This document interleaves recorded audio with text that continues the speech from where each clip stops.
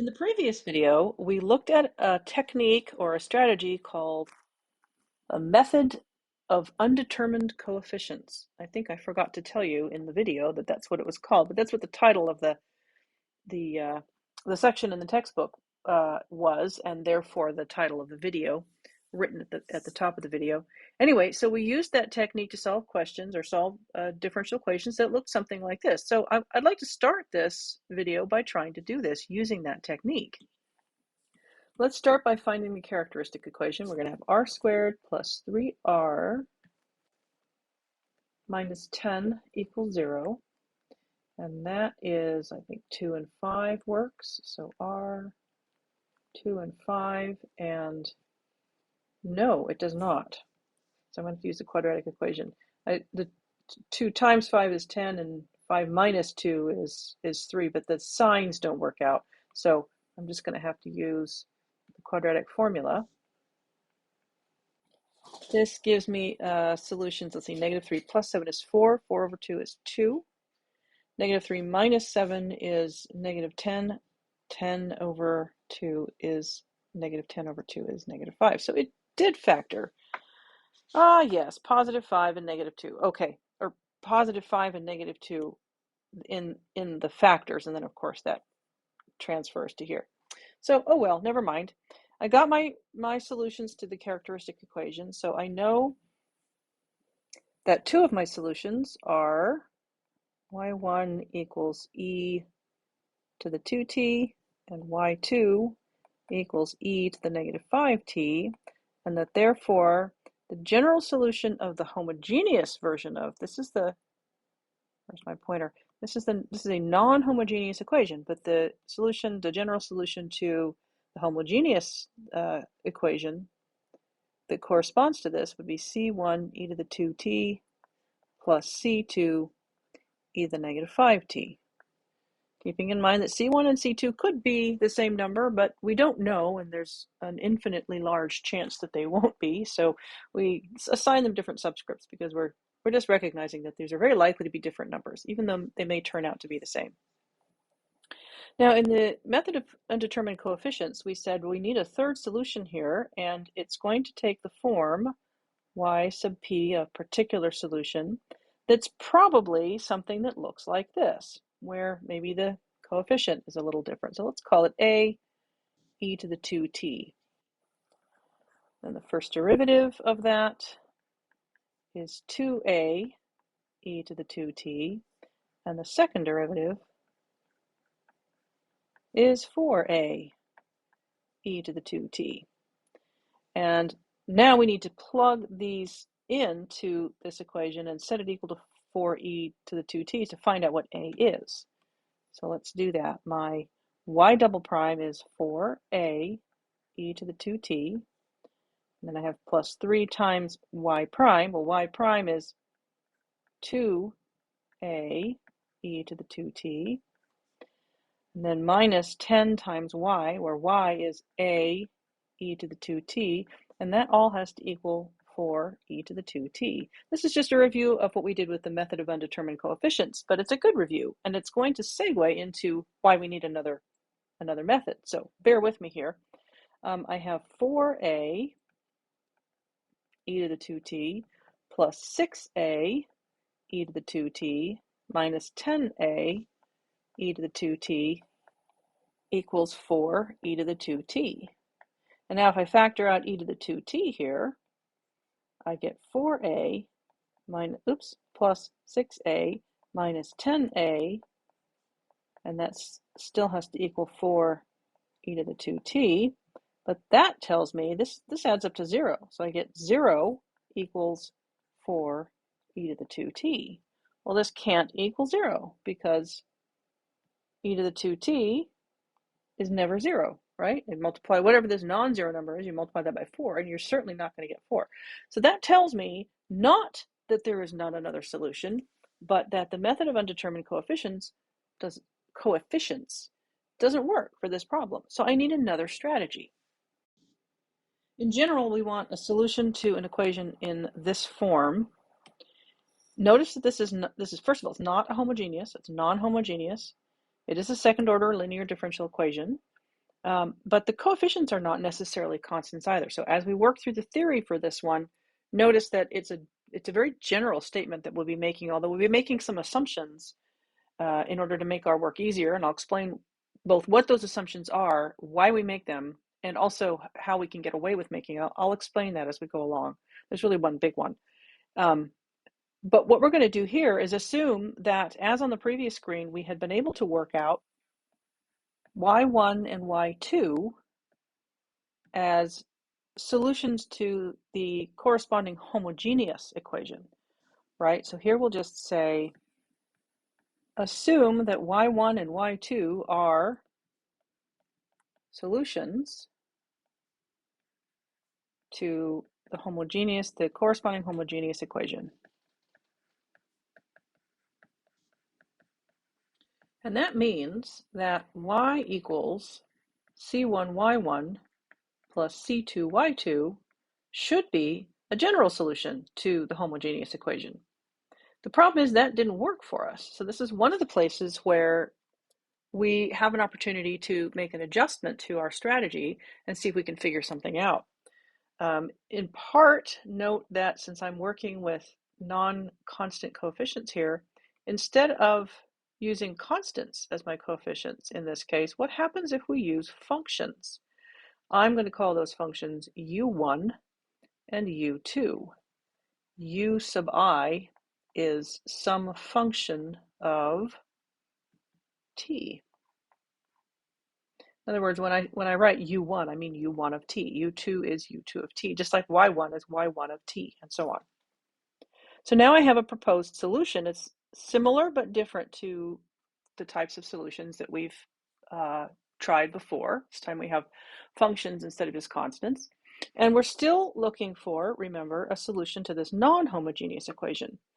So if this proposed solution is to work, then I'm going to need to be able to take it and plug it in here, plug in its first derivative here and its second derivative here, and have it all work out so that it's g of t.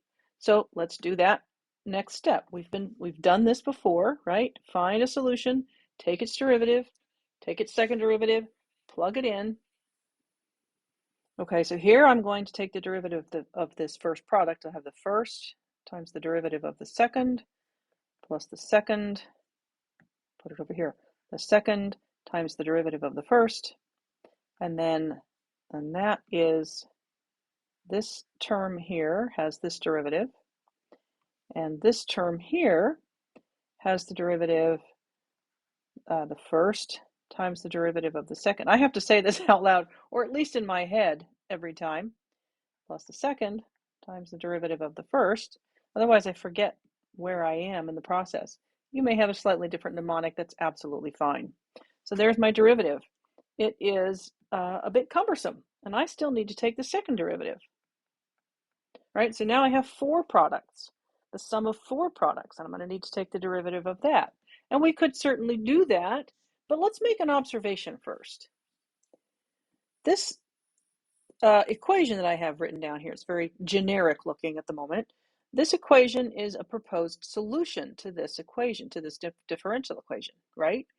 And remember from our previous section that general solutions to second order non-homogeneous differential equations look like this. Constant times one solution to the corresponding homogeneous solution plus another constant times the second solution to the corresponding homogeneous solution plus some other particular function which is a solution to this differential equation here. So my goal in all of this stuff is to find a solution to this differential equation. It doesn't matter which one. So although this step is general, in the next step, I'm going to make an assumption, or I'm going to set a restriction so that when I take this derivative, I'll end up with something not quite so big here. And that assumption is going to be that the sum, oops, that's not where I want to put it. The sum of u1 prime and y1 plus u, to keep saying u and writing y, u2 prime times y2, assume that that sum is 0. And that means that u1 prime y1 and u2 prime y2 cancel each other out. And I'm left then with, I'm going to modify this a little bit, I'm left then with a first derivative that is really just u1 y1 prime plus u2 y2 prime. And that's a lot easier to work with, right? And I can get away with that because I have a general solution here, which when I take the first derivative gives me, depending on this sum of two terms, this sum of four terms could be any manner of things. I'm choosing to restrict the number of solutions to, or the number of expressions that I'm working with from all the possible first derivatives to only half of them.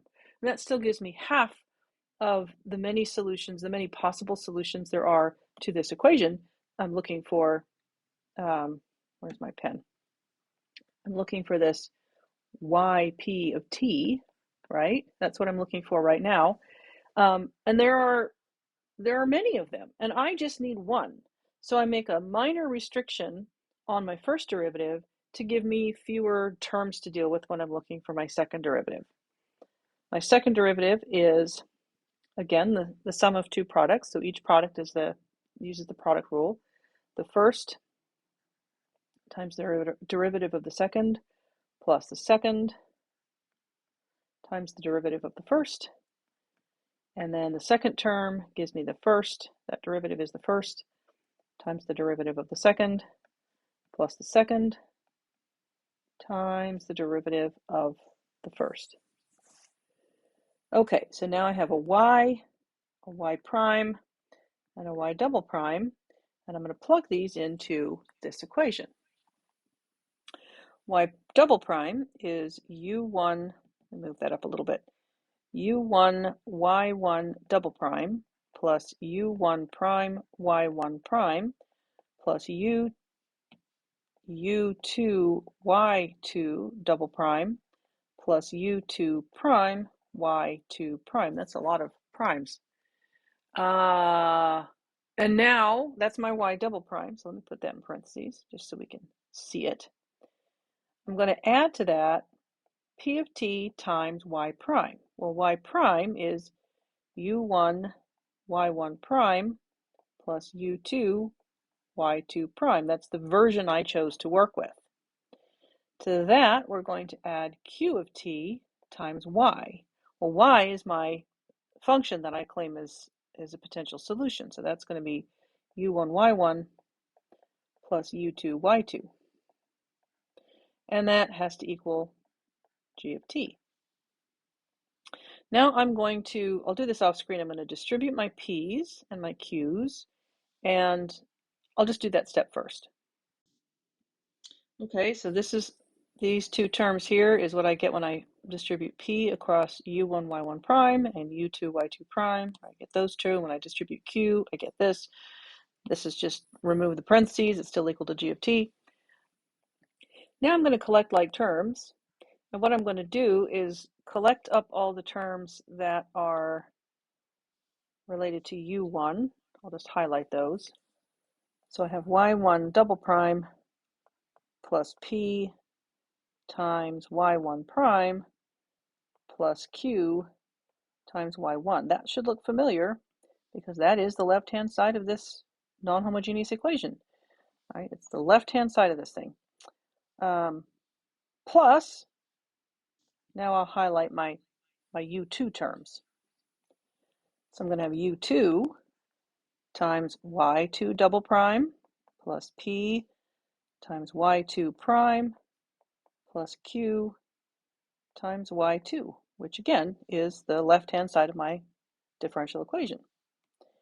And lastly, I'm going to add, let's see what I've got left over here is u1 prime y1 prime plus u2 prime y2 prime.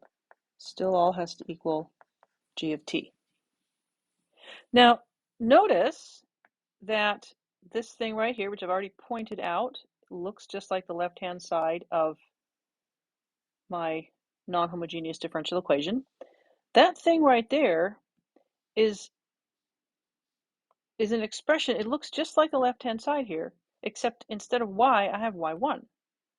Well, y1 is a solution to the homogeneous version of this differential equation. So that means that if you plug in a solution to a homogeneous equation into the left-hand side, you get 0. So this is going to be u1 times 0. And the same thing is true of y2. y2 is also a solution to the corresponding homogeneous equation. So what I'm left with is just that u1 prime y1 prime plus u2 prime y2 prime equals g of t. This all goes away. All of this stuff goes away, and I'm left with just this equation now. So we have that equation, and we also have our original choice or proposal of what y was going to be. We have a modified y prime. We also have this assumption that we made over here, and this one's actually going to be quite useful to us because in here we have a y1 prime, and here's a y2 prime, and down here we have a y1 prime and a y2 prime. So let's see what happens when we put those two equations together into a system. So here they are together, and of course I have, typically for me, run out of room. So what I'm going to do is copy these over onto the next screen, and we'll continue from there. Okay, here's our system of equations, and I've reversed the order that the two equations are in for a reason that I'll point out in here in a minute. But that's all I've done. And remember, if you've taken linear algebra, a lot of what I'm about to talk about may feel very familiar. There's a good reason for that. We're using techniques from linear algebra to do this piece. If you haven't had linear algebra, there's no reason to panic. The idea is at the end of this process, you'll come to believe that what I'm telling you, this general statement that we're going to make at the end of this particular piece, that you believe that and that you can use it going forward. So remember that all I'm doing by reversing the two equations is writing them in a different order. I'm allowed to do that. I can reverse the order of any two lines in a matrix, right? So now I'm going to put that into a matrix equation specifically. Notice, before I do that, notice that my variable, the things that I have in both lines here, are the u1 prime and the u2 prime. Those are the things those two lines have in common. So my variables are u1 prime and u2 prime, and therefore my constants, or my coefficients, are y1 and y2 in the top line, and y1 prime, y2 prime in the bottom line. And my variables are u1 prime and u2 prime. And my solutions, or my answers, are 0 and g of t. And I can then go about finding the solution to this matrix equation. The way we're going to do that is using something called Cramer's rule. Again, if you've seen this, great. If you haven't, not to worry.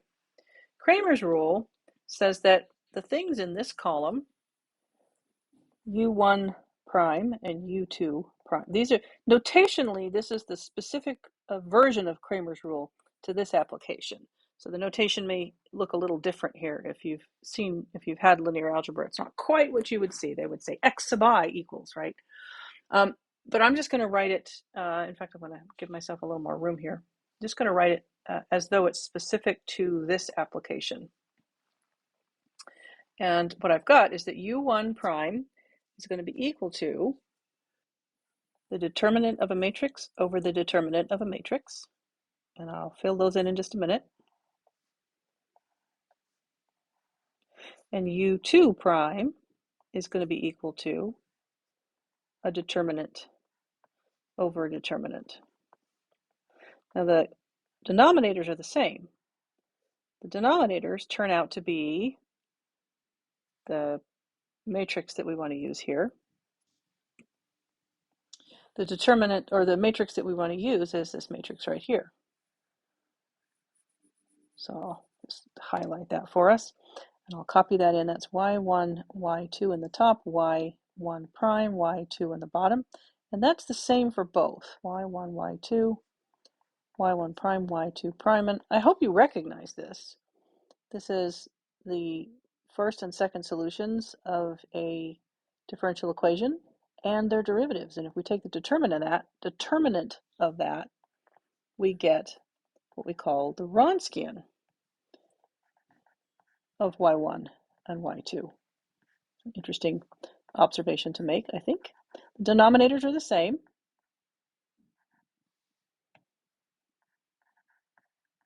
And the numerators are also going to use this y1 and y1 prime and y2 and y2 prime, but the u1,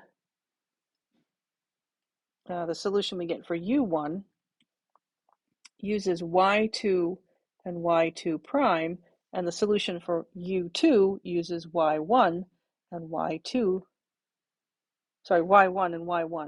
prime in their respective positions. So let me see, highlighter. If I have in my original matrix, I have y1 and y1 prime here, that goes there. And in my original matrix, I have y2 and y2 prime there. That goes there. Those positions don't change.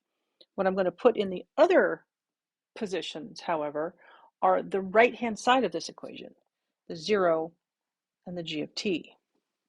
0 and g of t. There's a whole thing in linear algebra about how this formula comes to be, and Cramer's rule, and how it was developed, and all that kind of stuff. We're not going to worry about that here. We're just using it as a tool. So now let's see what I get when I take those determinants. u1 prime is equal to, the determinant here is 0 times y2 prime, which is 0, minus y2 times g of t. So I'm going to get negative y2 times g of t over, and u2, I'll come back in a minute, finish that up. u2, the determinant there, is going to be y1 times g of t minus 0. So I have y1 times g of t. And this time it's not negative because I have to go in this order. I have to go this way first and then subtract this product. And I have this product minus 0, whereas for u1 prime I had 0 minus a product, so I do have a negative sign there. And then the determinant of the denominators are the same. They're y1, y2. I missed a prime there. Oh no, there it is. It's just really hard to see. It's y1, y2 prime minus y2, y1 prime. y1, y2 prime minus y2, y1 prime, and those are the same.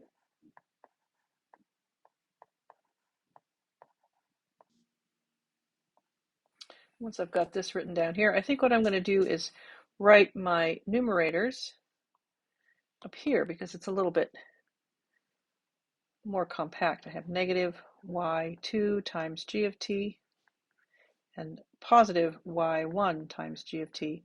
And then I'm going to erase what's down here so we can write the next step. And I want to highlight that these are my u1 prime and my u2 prime, but I don't want u1 prime and u2 prime. I want u1 and u2. So I hope you can see that the next natural thing to do is to integrate. u1 is going to be the integral of negative y2 times g of t over the Wronskian of y1 and y2. And u2 is going to be the integral of positive y1 times g of t over the Wronskian of y1 and y2. And of course, I should have a dt on both of those. Now, I think it might be a fair question to ask here whether you remember what u1 and u2 are. u1 and u2 came from the equation y equals u1 y1 plus u2 y2 that we proposed as a solution to the second order non-homogeneous differential equation to look like this, right? This is my y right here. This is what I'm proposing y is equal to. And then I did a bunch of stuff to this equation. I found its first and second derivatives, and I plugged them in, and I made some assumptions and did some substitutions. And what I've come up with are what y1 and y2 must look like if I know what u1 and u2 must look like, my unknown coefficients of y1 and y2, what those must look like if I know y1 and y2. So that's what I've got in these two solutions here. And those two solutions there were an answer to this question, right? This is the particular solution, or a particular solution, to the second order differential equation that we were trying to, the non-homogeneous equation that we were trying to find. And we won't be able to tell what these are until we know what the specific y1 and g of t and the Wronskian are. We'll have to compute these integrals once we know what those functions are. But what that does for us is it allows us to say, in the case of a non-homogeneous differential equation of second order, we can write the general solution as c1y1 plus c2y2 plus y sub p, the particular solution of the non-homogeneous equation.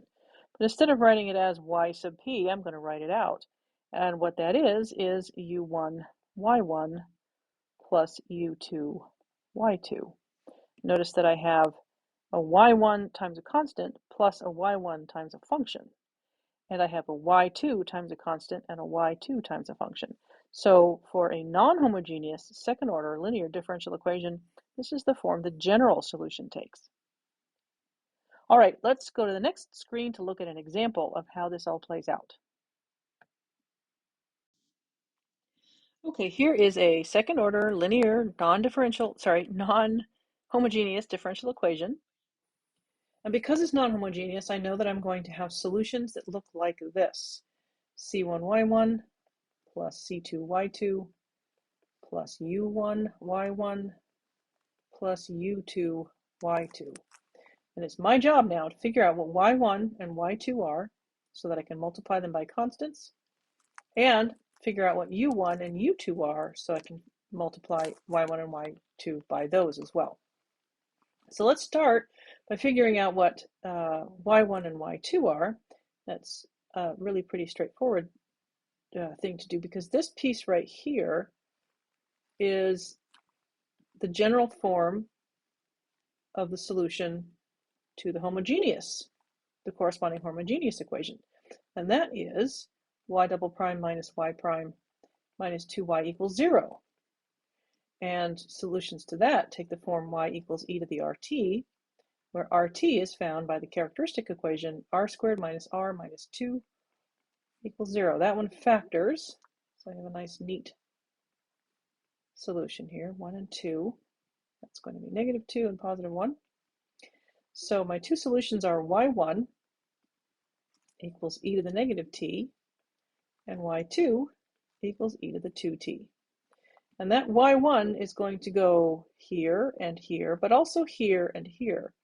And perhaps for now, more importantly, it's also going to go, y1 is going to go here and y2 is going to go here. We need y1 and y2 to figure out what u1 and u2 are. So the first part of my equation then can be written, I think maybe I'll try to put my final general solution down here.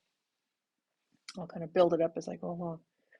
It's going to be y equals c1 y1, where I now know that y1 is e to the negative t, plus c2 y2, where I now know that y2 is e to the 2t. I left a t off here.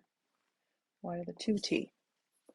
Plus u1 y1, where I have to figure out what u1 is, plus u2 y2, and I still need to figure out what u2 is. So let's go do that part next. u1 simply uses this formula, I get for u1, let's do this. In this case, u1 is equal to negative the integral of y2, which is e to the 2t, times g of t, which is 2 times e to the negative t, all over the Wronskian of y1 and y2, I'll come back to that, times dt. Let's go down here. I'll do my Wronskian down here. The Wronskian of y1 and y2 is the determinant of the matrix made up of y1 and y2 and y1 prime and y2 prime. I think I better move that over. Let's see, how can I do that? Yes. Okay. In this case, that is y1 is e to the negative t, y2 is e to the 2t. The determinant, sorry, I get my d words mixed up. The derivative of e to the negative t is negative e to the negative t. The derivative of e to the 2t is 2 e to the 2t. And when I take that determinant, I will get this product, which is, let's see, so I'm going to have a 2 there, times e to the negative t plus 2t, or e to the t. And from that, I'm going to subtract this product, and that is, let's see, a negative, first of all, so that makes that a sum, e to the negative t plus 2t, or e to the t. And the total there is 2, it is not. The total there is 3 e to the t. So this is my Wronskian. I'm just going to say that that's equal to w. That's what's going to go down here, 3 e to the t. And when I simplify this, I get negative the integral of, looks like I'm going to have a 2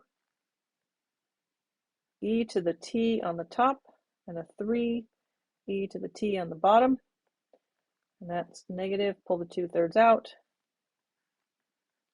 E to the t cancels, and you get negative 2/3 t. And there is a plus a constant, there is a plus c here, there is a constant of integration. But as with the homogeneous equations, we only need one solution here. We need a particular solution to this non-homogeneous equation. So I'm choosing to use the one for which c is 0. So now I have my u1. Let me write that down here. u1 is equal to negative 2/3 t. So I've got u1, and now I need to find u2. And of course, very typically for me, I'm out of room. So I'm going to try moving some things over and give myself a little more room to do u2. I've tried this a couple times now, and it only works if I'm still recording while I do it. So there we have, let's draw a line down here. There we have our work for u1. And here I'm going to put my work for u2. u2 is the function, the positive, the integral of y1 this time, which is this function here. So I have e to the negative t times g of t, which is 2 e to the negative t, over the Wronskian, which I've already found once, so I don't need to find it again. That's 3 e to the t, and that is dt. And then I'll bring the 2/3 out, and I'm left with the integral of, I have e to the negative t times e to the negative t, which is e to the negative 2t, divided by e to the t, which is e to the negative 2t minus t is e to the negative 3t dt, and that is, I got my 2/3 there, and I need a negative. I think I need a little more room. I need a negative in front of that. I'm going to pull the constant out as I go here.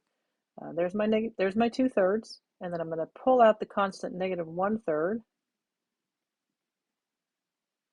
and then I have e to the negative 3t. Again, plus a constant, but I don't care about the constant because the constant tells us about the family of functions that this comes from, and I only need one, so I'm just going to take that one. So I have u2 is equal to negative 2/9 e to the negative 3t. And let me see else. Also, as I was talking and writing, I realized that I had said I'm going to need to pull a negative out here, and I wrote that negative right there, here, as I went along. I was pulling out a negative 1/3. So I had a negative 1/3 from this integration. It went here, but I put the negative here and the 1/3 here. So that's how that came to be. So now I have two functions, u1 and u2, and I just need to stick them in. So my general solution is, let's see, can I move this down just a little bit? And this one down just a little bit? There we go. My general solution is y equals c1 e to the negative t plus c2 e to the 2t plus, well, it's going to be minus, isn't it? Minus 2/3 times t times y1, which is e to the negative t, plus u2 is 2/9 e to the negative 3t times y2, which is e to the 2t. And of course, I can simplify that. I'm going to get just that last term there, I get plus 2/9 e to the negative t. Okay, I have found an error. It's not uncommon. If I go back up to this expression here, I can see that that is the final estimation of what my u2 should be. That should actually be negative 2/9 e to the negative 3t. And so when I incorporate that here, this should be a minus. So if I add that, make that a minus, and combine the exponents on the e there, I'll get minus 2/9 e to the negative t. And so this is the general solution of my second order linear non-homogeneous differential equation. It's worth noting here, it's kind of an interesting thing that you can spot the general solution to the corresponding homogeneous equation. And then you can also see the solution, a particular solution right here. And it's tempting to include this term here because I've got this piece here. I forgot a t on my exponent here. I need to add a t there. This piece here is the general solution to the homogeneous equation. It seems like this whole thing here should be the particular solution, a particular solution to the non-homogeneous equation.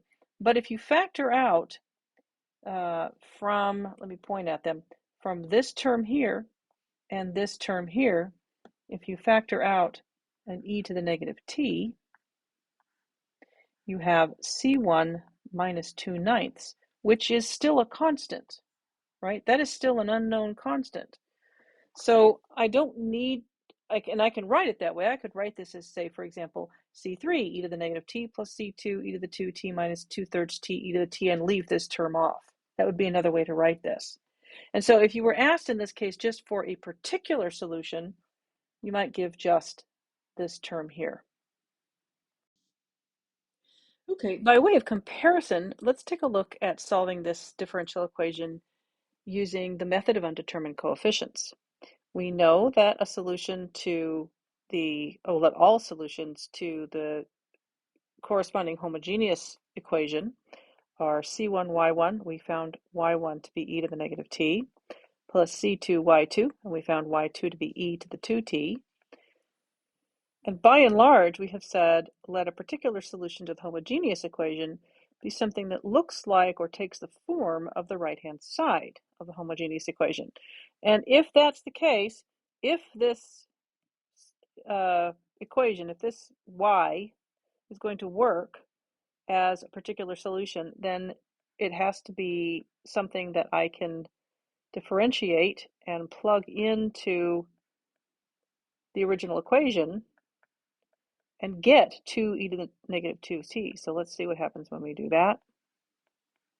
Y double prime is a e to the negative 2t minus y prime. Y prime is negative a e to the negative t minus 2 times y. Well, y is a e to the negative t. That's a e to the negative t plus a e to the negative t minus 2a e to the negative t, which I think you'll agree with me is 0. And that is not the right-hand side of my homogeneous equation. Now, that does not mean that it doesn't have that no particular solution exists. It means that this solution is one of these. In fact, it's one of the ones where C1 is some constant a, right? It's my e to the negative t with some constant in front of it. So it's actually, it makes sense that plugging that solution in here would return 0, because we can already see that there's a solution, there's a version of it here in the general solution, or the solution that represents all the solutions to the corresponding homogeneous solution. So we need a different strategy for finding a solution to the homogeneous equation. And one way to do that would be to use reduction of order. Remember that we were able to generalize finding the solution to a second order differential equation by using a y that, instead of just being a constant times one of our solutions, we let it be a function times one of our solutions. Well, in this case, our previous attempt, we said let y equal a times e to the negative t, because that was what my right-hand side looked like. So what happens if I let this y1, which is what I found, e to the negative t was, y1 was e to the negative t anyway, right? So what if I let that be e to the negative t, but instead of a constant, I put a function in front of it? That would mean that my particular solution was some function times e to the negative t. And I'm going to abbreviate that, as I have done in the past as I work through this thing here, just as v. That means that v prime is the first times the derivative of the second plus the second times the derivative of the first. And y double prime, now I have two products. So I have the first times the derivative of the second plus the second times the derivative of the first.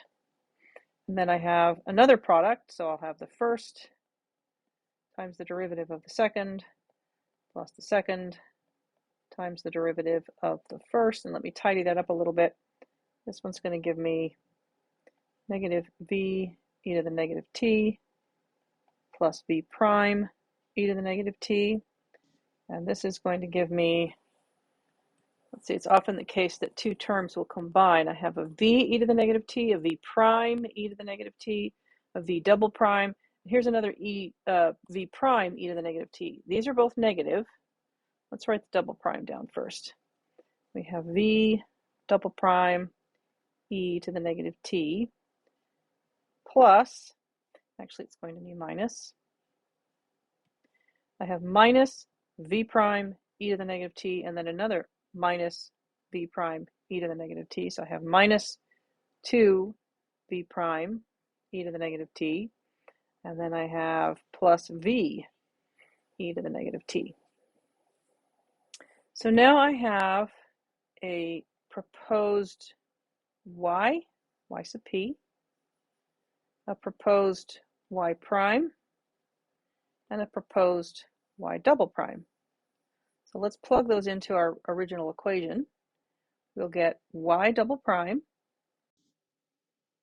minus y prime minus 2y. And that should all equal 2e to the negative t. But I need to do some cleaning up here. I have v double prime e to the negative t minus 2v prime e to the negative t plus v e to the negative t plus v e to the negative t minus v prime e to the negative t minus 2v e to the negative t. And that's still equal to negative 2e to the negative t. I've kind of cheated here and used this equals 2e to the negative t twice, once here and once just because it was already conveniently located. But, you know, typical, I've run out of room. So I'll just stick with that, I think. Now let's combine like terms. I have one v double prime term, two v prime terms, and they combine to negative 3 v prime e to the negative t, and 3 v terms, but my v terms are a v e to the t and a v e to the t, sorry, v e to the negative t and a v e to the negative t, so that's 2 of them. And here I'm going to subtract 2 v e to the negative t, so those cancel out. And that is all still equal to 2 e to the negative t. If I factor out e to the negative t, I get e to the negative t times v double prime minus 3v prime equals 2 e to the negative t, and I can divide both sides by e to the negative t. That leaves me with v double prime minus 3v prime equals 2. Well, now I have no v term here, so recalling that v, the derivative of a function, is still a function, I'm going to call this v prime, the derivative of, well, I'll call that derivative u, so I end up with something that looks like this. And now I have a separable equation. Let's see, where shall I do this? I think I'll go just over here. I have du dt minus 3u equals 2. If I add 3u to both sides, I get du dt equals 3u plus 2. And if I divide both sides by 3u plus 2 and multiply both sides by dt, I get this. And now I can integrate both sides. This, of course, will just be t plus c. This side is going to be ln of 3u plus 2, but I need to take this 3 into account. I could do this by substitution. Let 3u plus 2 equal, oh, we're running out of variables, aren't we? How about w? Let 3u plus 2 equal w. Let's just do it off to the side here. If 3u plus 2 equals w, then dw is going to be just 3 du. And to make that balance, I would have to have 3 du, so I could substitute dw in. That means having a third out front. So that's kind of a slightly different approach to u substitution, but that's how I got my 1/3 out here. All right, now I'll use the power property of exponents on logarithms to rewrite this as the natural log. So I've still got my pink pen going on there. I need to change that to white. The natural log of 3u plus 2 to the 1/3 power equals t plus c. And let's see, I'll exponentiate both sides. Actually, before I do that, just because it's going to go away anyway, I might as well get rid of it here because it just makes the exponentiation piece messier. I don't care which particular solution I end up with. I just want a particular solution. So I'm going to choose to work with the one where c equals 0. Let's get rid of those. Now I'll exponentiate both sides and I get 3u plus 2 to the power of 1/3 equals e to the positive t. I'm going to shove things over here just a little bit. I'm going to put this here, and that lets me have a little bit of room. What I need to do now is solve for u. So first thing I'm going to do is cube both sides. That will give me 3u plus 2 equals e to the 3t. Let's do it here. 3u plus 2 equals e to the 3t. Subtract 2 and divide by 3.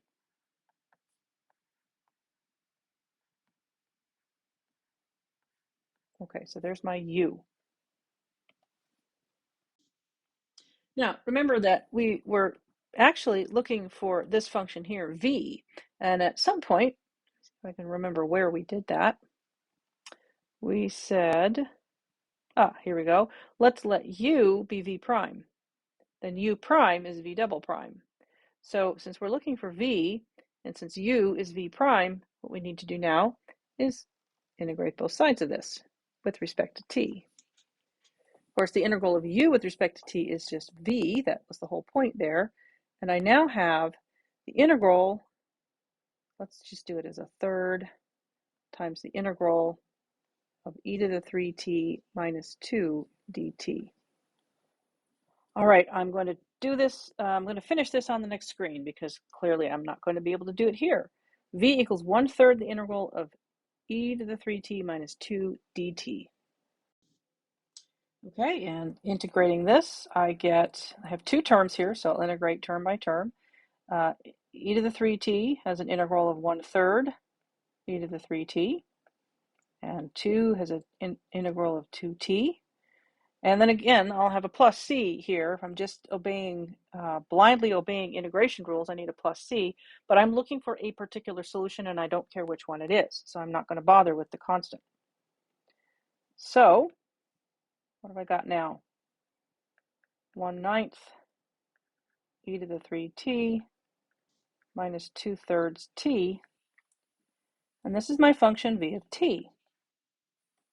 So now if I look at my particular solution, I had said that that should be something that looked like this. Now that I've found v of t, I'm going to put that in 1/9 e to the 3t minus 2/3 t times e to the negative t.